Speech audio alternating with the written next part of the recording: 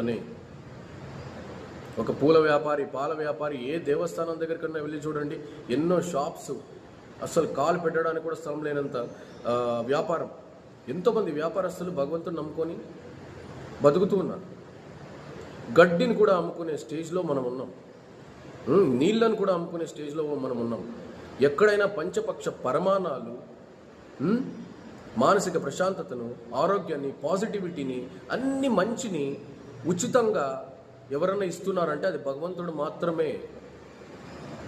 గుర్తుపెట్టుకోండి, శిలారూపంలో ఉన్న భగవంతుడే కొన్ని లక్షల మందికి ఉద్యోగ అవకాశాలను ఇస్తున్నాడు. వ్యాపారస్తులకి శిలారూపంలో ఉన్న భగవంతుడే పంచపక్ష పరమాణాలు మనకి ఇస్తున్నాడు ఉచితంగా. గడ్డి అమ్ముకునే మన స్టేజ్లో మనం ఉన్నాం. కానీ భగవంతుడు ఇప్పటికీ అన్నీ మనకు ఉచితంగా ఇస్తున్నాడు. ఏమి ఆశించకుండా అన్నీ ఇచ్చేవాడే భగవంతుడు. ఆయన గురించి మాట్లాడేంత గొప్పవాళ్ళు మనం కాదు. కాబట్టి కళ్ళు మూసుకొని దండం పెట్టండి, అంతే. అంతకు మించి ఏం చేయకండి. భగవంతుడు ఉన్నాడా అంటే ఉన్నాడు.